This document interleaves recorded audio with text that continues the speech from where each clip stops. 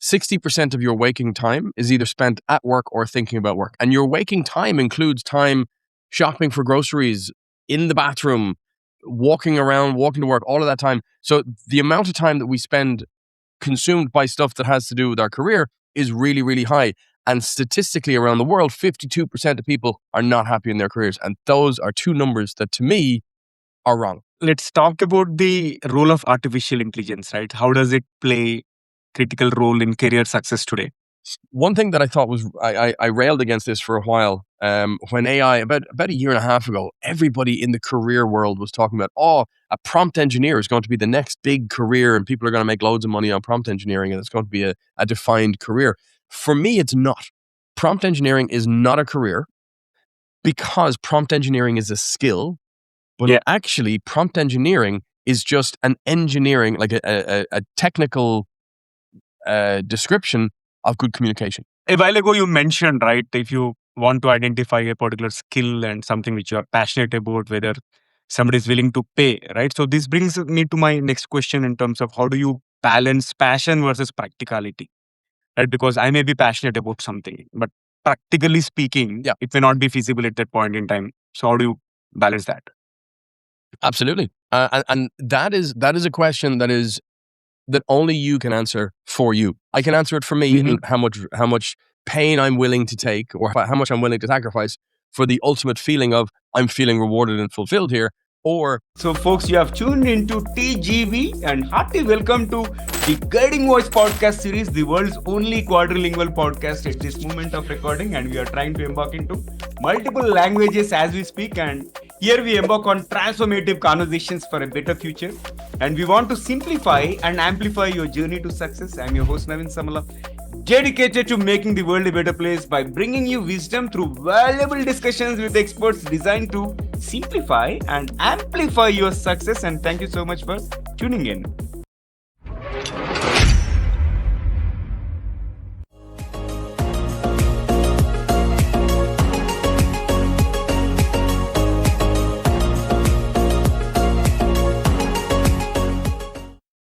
So folks, welcome back to yet another episode of the Guiding Voice podcast series. And today we are joined by Stephen Shortt. He's a global career strategist and speaker on personal development. He created the Ideal Career and Happy Life frameworks to help people design fulfilling careers and lives by choice, not chance. His mission is to make the world a better place with happy people in fulfilling and rewarding careers. So, Stephen, hearty welcome to the Guiding Voice podcast series. How are you doing today? Thanks very much for having me. It's great to be here.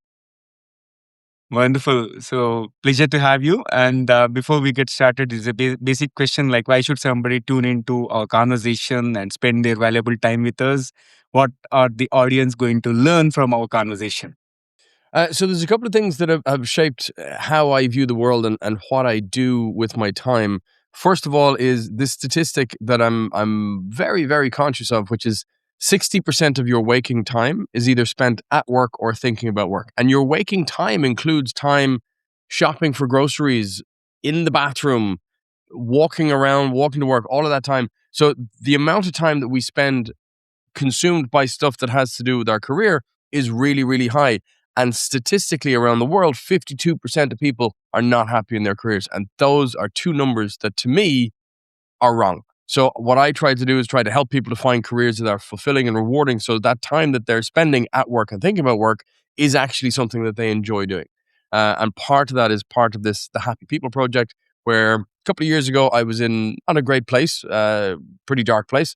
And I used a couple of tools and I created a couple of frameworks to be able to start thinking about how I wanted to live my life and how I wanted to accomplish the things that I wanted to do. And that's where I came up with the Happy framework.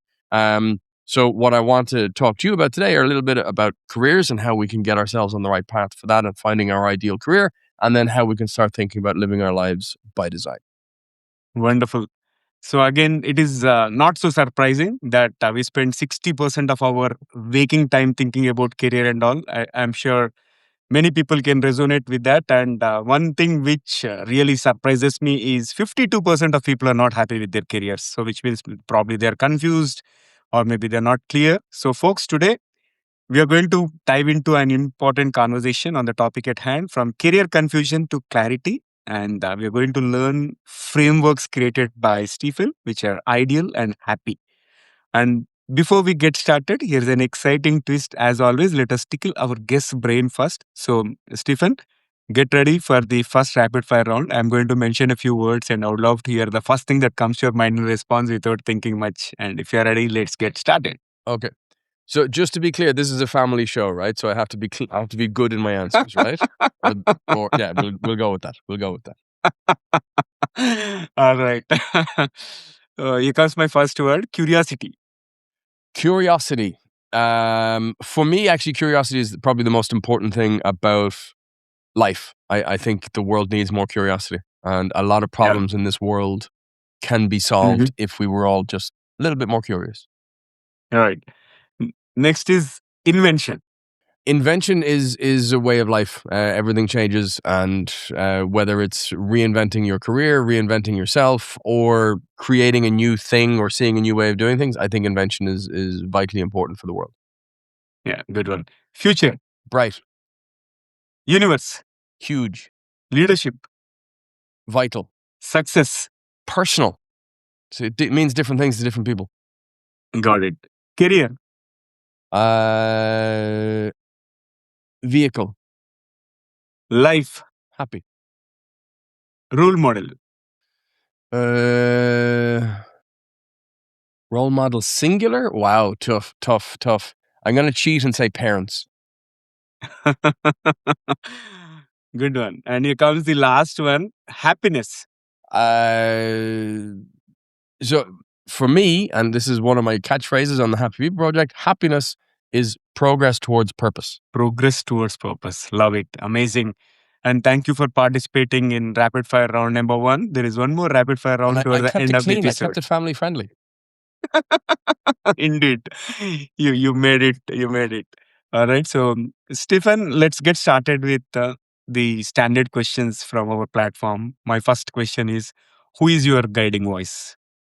My guiding voice. So I don't know whether you would call me schizophrenic, but I have quite a few guiding voices. So in terms of EOS, the Entrepreneurial Operating System, I'm not sure if you're familiar with how some small businesses run. It's a framework for running things. My role is the visionary. Now, it's a very grand title within a company, but it's basically the CEO. So I have a lot of different things that I'm interested in, that I'm curious about, that I want to explore. So I have different voices that bring me in different directions, but so long as they all come into the same core purpose of making the world a better place with happy people and fulfilling, rewarding careers, I kind of have I give myself leeway, but I have lots of different mentors that are specifically helping me in different areas of this. So guiding voice, I think, is really important, but to remember that it's a guide, not an instruction. Got it. Talk to us about your success mantra, as in top 3 things that have contributed to your success so far. Top 3 things that have contributed to my success. I mean, luck is one of them. I mean, there's no denying it. I've been lucky in a couple of things. I've been unlucky in other things. But I think I've managed to be 51%, 49%. For me, everything in life comes down to relationships, individual interpersonal relationships, which is where I think AI is just not going to be able. It probably will be able to mimic some elements of relationships, and people might be able to buy into a fantasy the same way as people for years have bought into Second Life or online lives or role-playing games and things like that. It will mimic it, but it won't actually bring you what you need. So for me, it's all about interpersonal stuff. So my relationship with my parents growing up in family business, my relationship with my wife, we've been married for 21 years now. 2 young women, children, relationships with friends, relationships with the mentors, the guiding voices, and people like that. So for me, it is about luck, relationships, and curiosity. Wow. So one thing what people rarely acknowledge is the luck factor, and thanks for calling it out. And with that, let's get into the mainstream conversation related to our topic at hand. So my first one with regard to the topic is, what is the biggest misconception people have about finding their dream career? So one of the things that I come up against a lot. Now, it's not come up against, but there's a phrase like, find something you love and you'll never work a day in your life. Yeah. And to me, that is extraordinarily well-meaning. Nobody in your life, I believe, nobody in your life is actively trying to push you down the wrong path. They have, from their perspective, your best intentions at heart.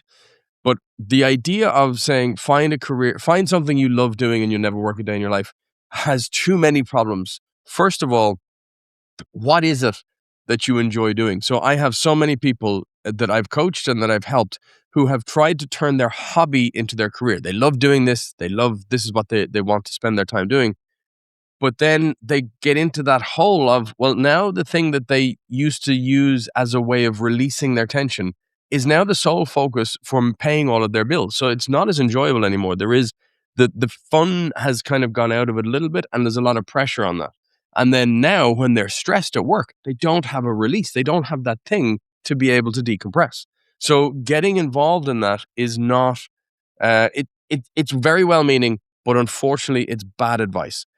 What I would say is find the components of what you love doing and then follow that. Because let's say you like gardening. Let's say you like being in the garden and doing stuff in the garden. Brilliant. That doesn't necessarily mean that you should just go be a gardener. That could mean, what is it about the gardening that you like? Do you like the order and putting stuff and making stuff in rows and making stuff together and laying stuff out? Fantastic. If that's the element that you like, there's lots of careers that can have that element in it, and planning and process and getting stuff ready. Do you enjoy the solitude? Do you enjoy just having time on your own to do your work? Brilliant. There's lots of careers that allow you to step away from people. Or do you like seeing something coming over time from birth, from creation, ideation to creation, like project management? Brilliant. There are lots of careers that can help you with that. So understanding what are the components of those real interests, that's when you can start to really hone in on figuring out what's an ideal career for you. The best way to start with all this is, we have 3 circles. Aptitudes, which is your abilities; interests, the stuff that you like doing; and then demand, what people are willing to pay you for. So where those circles intersect, if you have the ability to do something and you have the interest in it, so you can do it and you like doing it, but there isn't really a demand, people aren't going to pay you for it, that's a hobby. Yeah. If you have the ability to do something and there is a demand, people get paid to do this, but you don't have the skills, you're not good enough for it. Think Premier League football player or world-class musician or something like that. That's a dream. So you don't have the abilities right now. So that's a dream. Then if you have the ability to do something, so you're physically able to do it, and there is a demand, somebody will pay you for it, but you really just don't care about it. It's not a thing that's of interest to you. That's a job. Mundane, kind of repetitive, in and out. I don't really care. I'm just here to make money and move on.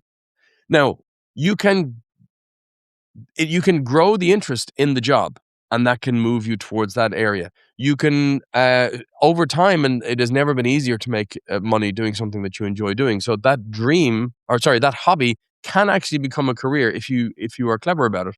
And that hobby can become a career, or that dream can become a career if you improve those skills. And that's where those 3 intersect. But what we do is we start from where those 3 intersect, and that's the starting point for your career journey. Right. Got it. So is this part of the ideal career framework, or do you have more about ideal career framework which you want to explain us to the audience? So this is the start of the ideal framework. So then when you have those 16 in the middle of those 3, then so that's the IAD. So interest, ability, interest, and demand. And then the E is enthusiasm. So of that short list of careers, so there's still a lot of careers that are going to be in that space that you're interested in, that you're good at, and that there is a demand for. Then you start to figure out, okay, which am I most enthusiastic about? Now, it doesn't have to be a forever career. It can be a for now career. So for the next 5 years, for the next 10 years, I want to explore this. Maybe in 10 years' time, that other thing is interesting. That sounds interesting, but not right now for me. Maybe I'll look at that. I'll relook at that in 10 years. So what do you want to do now? What do you get most excited about? What's the enthusiasm? Where you go, actually, yeah, that sounds really exciting. That sounds really interesting.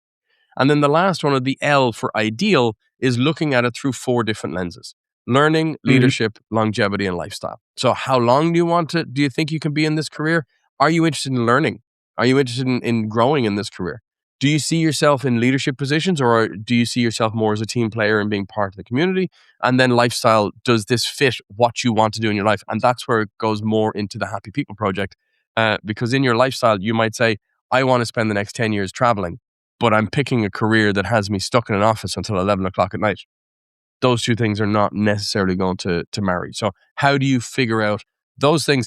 Once you've gone through, now our software will actually help you with the first, where those 3 circles intersect, and then you can start working from a shortlist.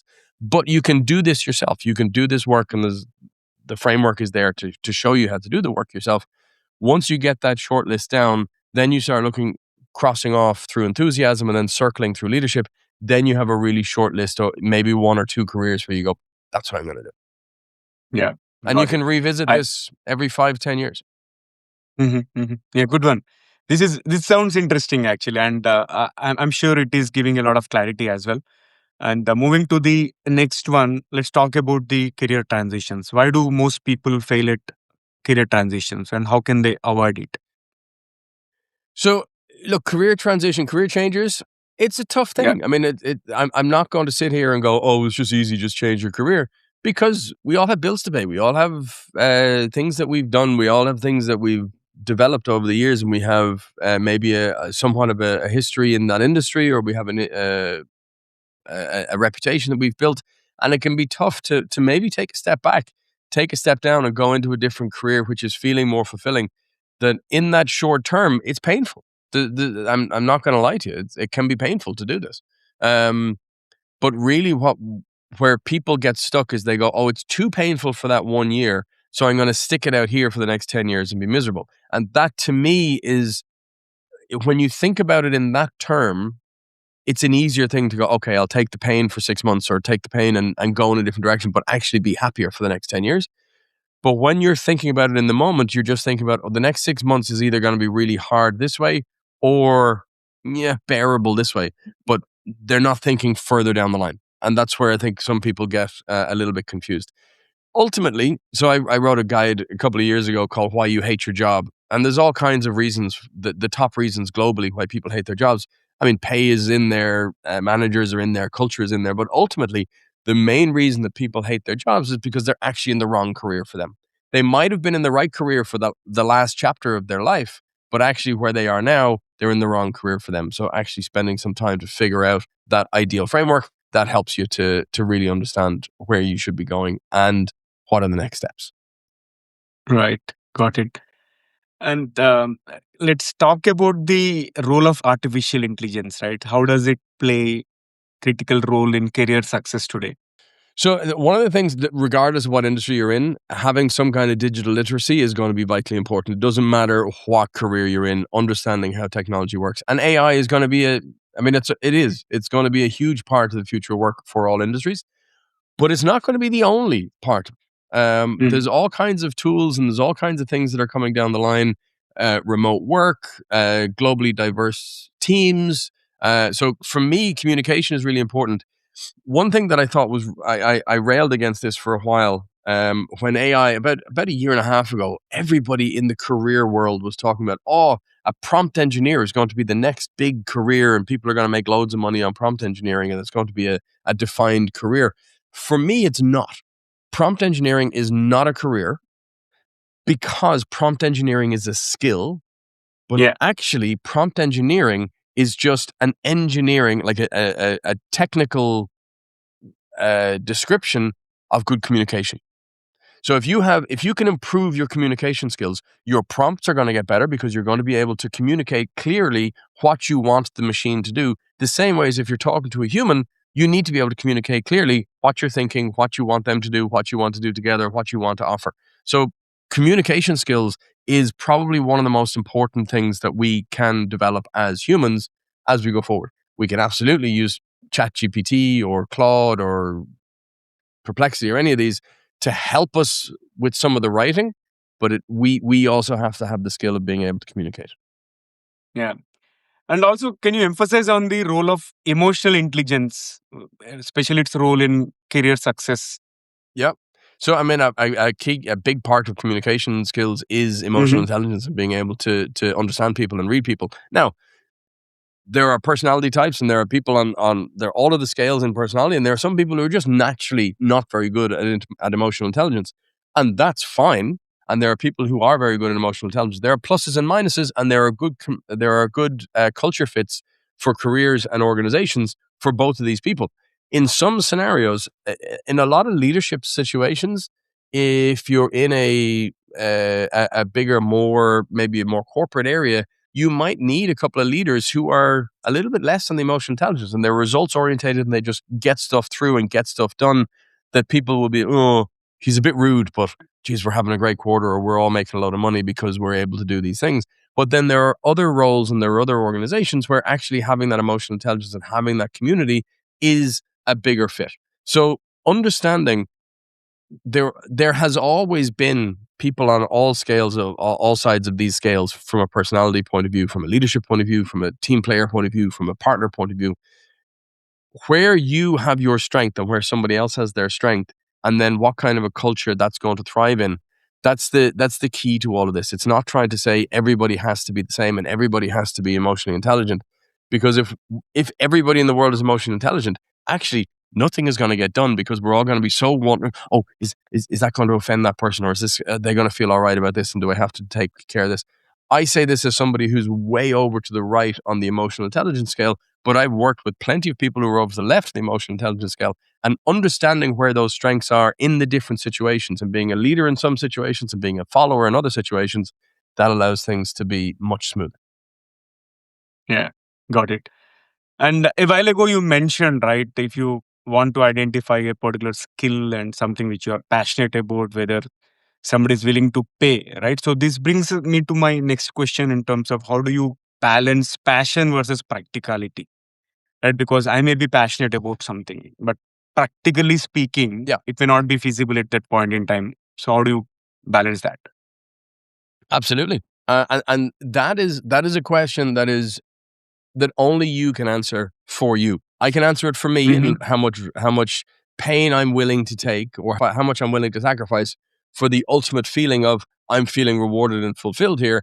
Or no, I got a kid who's I got to pay for school, I got to pay for mortgage, I got to pay for all this other stuff. So yeah, I've got to postpone that for a couple of years, and in my mind I go, okay, when my kids finish school and I don't need that money to pay for the school fees and the books and the school trips and everything else that the school decides that I have to pay for, then I can go, okay, well, I don't need that money, so now I can take a step back from work and focus on that. So that is a very personal balance.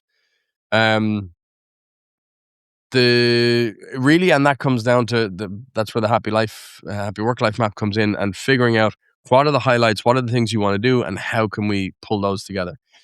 But so long as you're making progress towards that, and understanding, okay, I'm going to pause that for a couple of years, but I'm still going to be in the back of my mind thinking about it or figuring out what I'm going to do in that point. That's entirely up to you. Got it. And tell us about one skill that will never go out of demand, no matter how the tech evolves. One skill, I mean, communication, interpersonal communication, interpersonal, like emotional intelligence, whether you're highly emotionally intelligent or just a little bit emotionally intelligent, it's necessary to be able to communicate. So I suppose the skill, I don't know if I'd consider curiosity a skill, but I think generally if people were more curious, they'd be more interested in why is that happening and learning more. Why is that person behaving like that and learning more? And that would help people to build those different skills in terms of empathy, in terms of critical thinking, in terms of digital skills to go, why is that working or how is that working? So if we have curiosity, I think all of the different skills will will grow as a result of that. Yeah, it makes sense. Yeah. And how does the happy framework help people live by design but not default? So there's a couple of things. I do a lot of workshops with the Happy People Project. So happy, a couple of years ago, I was in a really bad place. I was diagnosed with diabetes soon after. So I was having all these blood sugar things. And so I was all over the place, but emotionally, I was all over the place as well. And I started kind of going, something's not right. And I'm not really doing what I want to be doing. I feel a little bit trapped, or I feel a little bit like I'm spinning my wheels here. And then I started reading, I started talking to people, so I was speaking to mentors.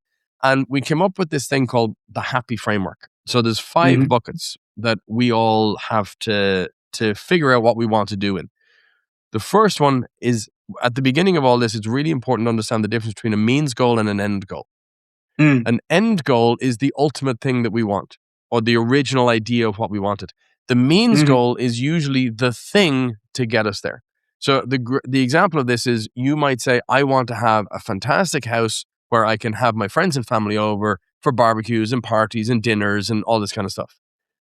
But you get fixated on the house, and then you start working towards making enough money to buy the mansion. But you actually neglect all of the personal relationships that are the actual reason that you wanted the house. So in the end, you get the house, but it's empty, and you feel unfulfilled because you now have the house, you have the thing, you've checked it off, but actually that's the means, not the end. So understanding those, what is the end goal? What's the rationale behind the thing that you want?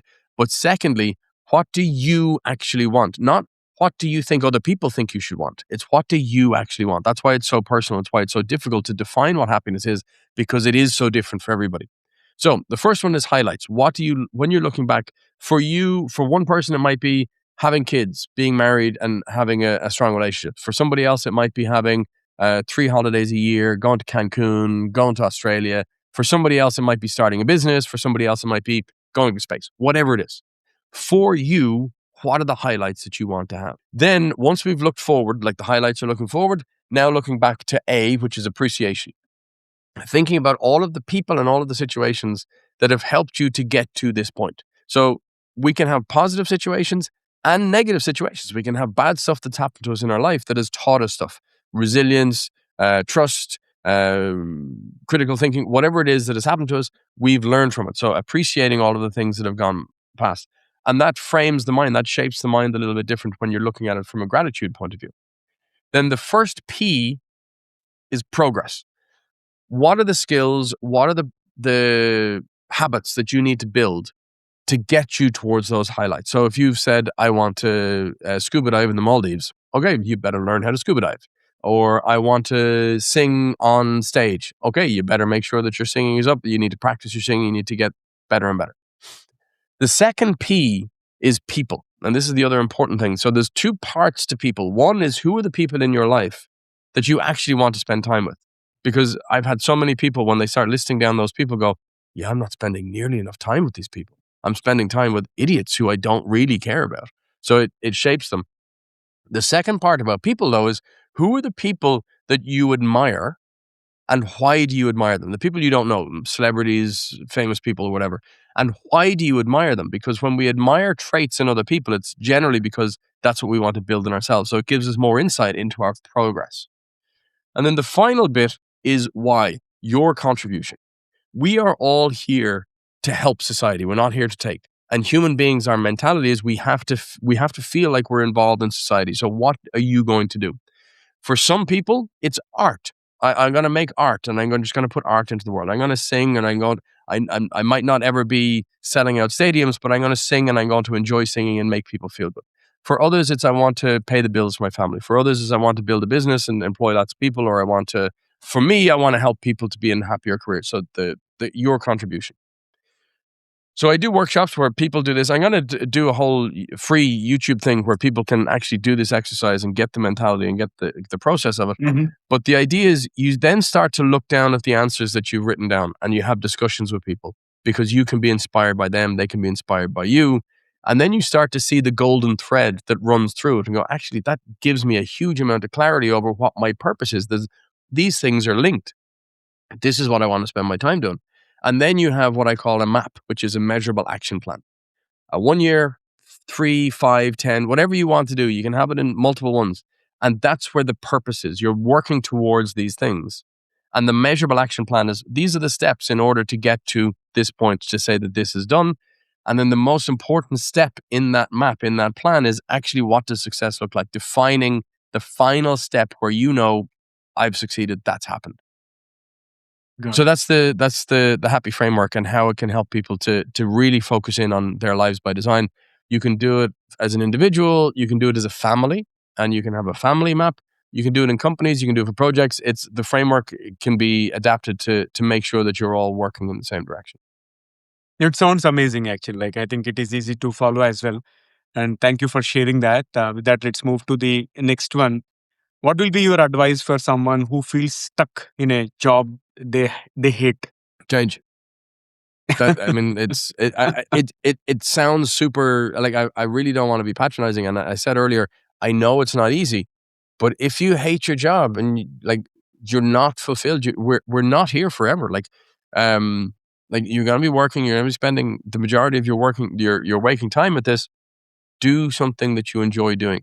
That Mhm. my advice would be to change. Yeah, yeah. And what is the future of careers in the AI-driven world? Like, adapt or perish? What's your take? So I think there are careers that are going to disappear because of AI. That's just a fact. With Mm. every technology, careers disappear. But I am an AI optimist. I think that there will be more careers that will be built to support people in the AI driven world. One, for example, is, and it's not just AI. It's also using the future of work. With all of these global teams that are spread around the world now, and you have these disparate teams between Asia, the US, Europe, Africa, whatever. I have a friend who has a business now who, for the last kind of 6 years, I think, when he started to see how a lot of these teams are growing internationally, but they all want to come together to meet for either quarterly or annual things.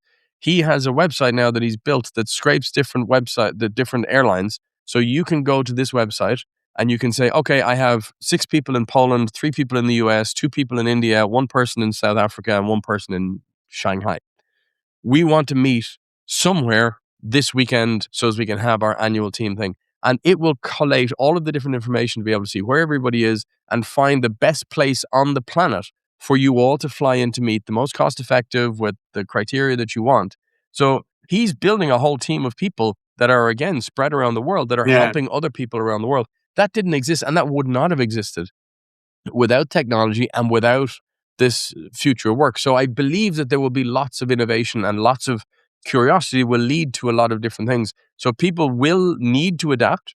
Um, and there are some that will need to adapt more than others. The big one that was cited a couple of years ago now is truck drivers in the US, for example. It's the largest employer of individual people, and with self-driving trucks and self-driving everything else, within the next maybe 10 to 15 years, all of those people will need to retrain into something else. It might not be driving. It might be something different, but it could be something different for that each individual person on what their interests and their abilities are. great. I love the example that you quoted. And my next question is like, if you could redesign the education system for career readiness, right? What would you change first? So, so I worked in the international education system for a long time. My wife was a teacher, so I have a lot of conversations about this, and with my daughters as well. I think the education system right now was the right education system for the times that it was built in and for the times that it was servicing. Now it's not. I believe that project-based learning and flipped classroom learning is far more useful. I don't see the need to start banning AI. I think people will learn the stuff that they're interested in learning. But if they're able to have those conversations and have that communication, that will help them in this future of work and being able to work with different people. So project-based learning is how I would change things around, and really leaning into technology and using technology and using that interpersonal communication stuff. I'm also a big fan of, and I talk about this with my daughters, I think you need to get a baseline on multiple skills. But I think the Hmm. days of, well, you're not good at maths, so you have to study maths for 7 hours a day until it gets into your thick head what a quadratic equation is. I think those days are gone. I think it's far more beneficial for humans and for society if we all lean into our strengths and actually spend that time developing our strengths and our interests. We still need to have a basic understanding. We still need to have basic maths. We still need to have basic reading, writing, literacy, all the rest of it. but then lean into the things that you're naturally interested in and naturally want to develop. Got it. Also, Stephen, what is the most surprising career pivot you have seen succeed? Oh, wow. The most surprising career pivot. I don't know if I'm surprised by any career pivot. I sometimes I meet people who are in surprising careers that I wasn't really, not that I wasn't aware of, but it was like I hadn't thought that was a career. I met a guy a couple of years ago when I was talking about the career guidance platform that we built, and he was like, "Oh yeah, I now have my dream job." I was like, "Oh great, brilliant! What are you doing?" And he is a scuba diver that works on deep sea wires across the Atlantic Ocean. So he goes down and has to stay down in this little hotel for a couple of days because he'll get the bends as he comes up. He goes down so deep, fixes all of the wires, makes sure the maintenance on the transatlantic wires and things like that. So he gets to scuba dive, he gets to spend some time in isolation and read and do the stuff that he wants to do. And he works like 1 week and then 2 months off, but it's so highly specialized. Wow. He's really highly paid. So, and it's like, yeah, that as a career, there's maybe 100 people around the world that are employed in something like that. So it's a very, very specific career, but actually how to get into that career, there's a number of different ways. So he came at it, he dove, he was a diver for the Navy in the UK.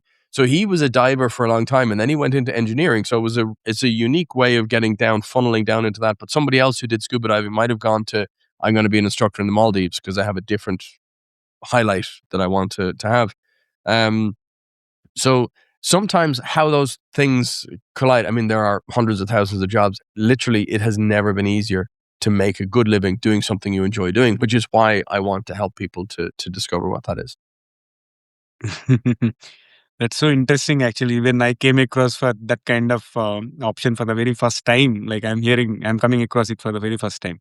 Thanks for sharing that. And Stephen, this has been an incredible conversation, a lot of insights, and I'm really enjoying this. And it's time for us to spice up the episode further, which means we have come to the second rapid fire round. So if you're ready, let's get the ball rolling.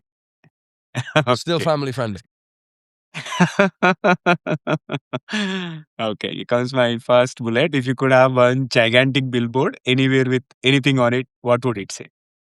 Think about what you really want. Mhm. But you really want. Really? Like what do you really want? Right. No, it's very powerful. And can you describe yourself in just one word? I can't really say handsome. Let's say curious.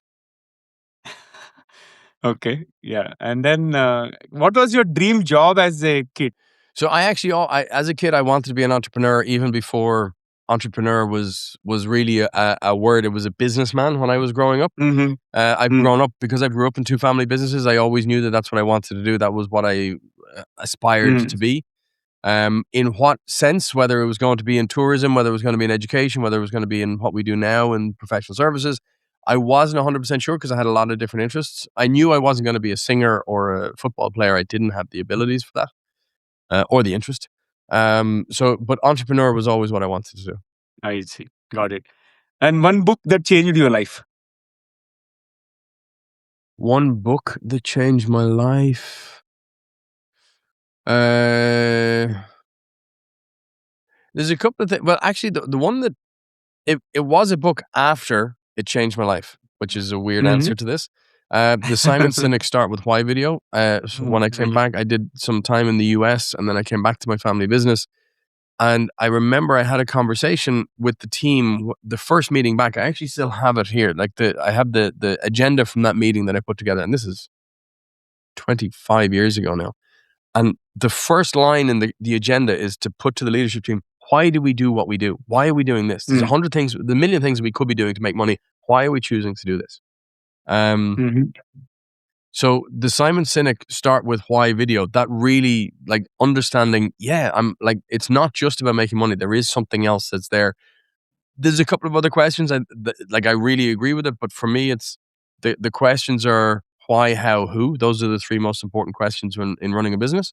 But it became a book later on. And when I went through the book, when I lived in Spain a couple of years later, I was working remotely, living remotely with my family. That's when I decided to sell the language school and focus on the other business, because I was getting more and more clear on this is my core purpose, which led me to this, making the world a better place with happy people and fulfilling, rewarding careers as my kind of core purpose. Got it. AI or human intuition, which one wins? Human intuition, because you can use human intuition in AI to help you to think better rather than just AI tell me what to do. Good one. If ideal career framework was a movie, what is the title? What do you want to be when you grow up? Wow. Even if you're an Love adult. it. Even if you're an adult. Nice, nice. First thing you would teach in a life by design school. First thing I would teach in a life by design school: means goals and ends goals. Means goals and end goals, and the difference on that, and thinking about what you actually want as opposed to what other people think you should want. Okay. And one career myth you would ban forever. Do something you love and you'll never work a day in your life. It's not that the core is there, but it's not right. Yeah, correct. Yeah. Sorry. Yeah. Indeed, I agree. Like, because even if you love something, right, you have to still keep doing it, or you are still have to work on it. Resonate with you. Yep. And here comes the last bullet out of second rapid fire. What is one electronic gadget or a fantasy gadget that you'd like to see or invent yourself? Ooh. What is one? Teleporter. To go visit all these different places in the world and meet interesting people. But funnily enough, one of the things that I've been really blown away with in the last 6 months is vibe coding. I don't know if you're familiar with the concept of vibe coding. So there's a lot of different tools out there that you can use. Yeah. And my goodness, I have built so many just fun apps that would have cost me tens of thousands of euro to even just think about building in the past, that I can build, see if it works, see how the framework works, and then like it's a proof of concept. So if I can say, okay, that works, now I can hand that to a proper developer, like somebody who knows what they're doing. And I'm really curious about that because there's so many things that we can build now. Yeah, agreed. And after that amazing second rapid fire, let's flip back to the mainstream. So, Stephen, what is one question everyone should ask themselves before accepting a job offer? Is this really what I want to be doing? Wow. Very powerful. And I thoroughly enjoyed talking to you. Personally, I learned a lot. And how is your experience being hosted on TGV, the Guiding Voice podcast? It was a lot of fun. Thank you very much. It was great. I really enjoyed the format of the different quick fire to keep things going and to keep things engaged. It was really fun. Thank you. And looking forward to hosting you again in future. And I wish you and your team all the very best. Okay, keep making the world a better place. In fact, I also keep telling the same thing about the platform. Our intention is also to make the world a better place by shaping the careers and lives of millions across the globe. So it was great hosting you, Stephen. My pleasure. Thank you very much for having me. All right. So, friends, that was our episode with Stephen Shortt. And before we jump into the fun trivia section, we have a quick request. If you have enjoyed the conversation and found it useful, request you to share with at least 3 of your friends or family members or colleagues, whoever you think would like the guiding voice to spread the knowledge and help others grow just like you. And now it's time for us to cruise into the trivia segment, having an amazing conversation about career transition. What are some aspects that somebody has to look into when planning a career transition and so on and so forth? Thought of presenting you few interesting questions related to careers. My first question is like, what percentage of people worldwide are unhappy with their jobs? Stephen has already mentioned like 52%. But as per Gallup research, it says about 85% of people are unhappy with their jobs. And my second question is like, which country introduced the world's first 4-day work week experiment? Give it a try. If not, the answer is Iceland. Third one is, what is the fastest growing skill demand in 2026 according to WEF, World Economic Forum? All right. Let me reveal the answer. It is analytical thinking and artificial intelligence, which is AI literacy. And the fourth one, tell me whether it is true or false. People who use their strengths daily are 6 times more likely to be engaged at work. If you have guessed it as true, you're right. So this is all from the trivia perspective. Likewise, if you are aware of any interesting career facts, do let me know. If you're watching this episode on YouTube, you can comment there. Or if you found it on social media platforms, you can comment there as well. So that's it for today. Thank you so much for tuning in and also for being part of our awesome TGV family. So until next time, take care, stay inspired, and remember the best is yet to come. Goodbye for now. See you in the next episode with another amazing guest. Take care. Love you all. Bye bye.